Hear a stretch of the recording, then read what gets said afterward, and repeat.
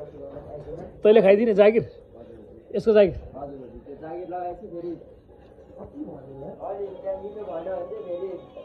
खै मासु के अरे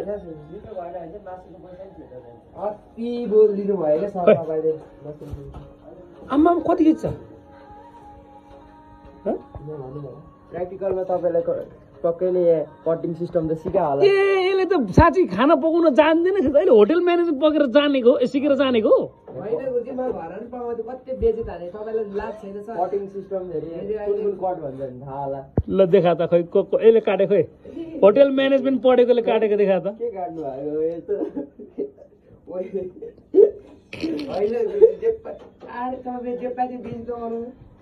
खै त ए हेर्नु काटेर हेर्नु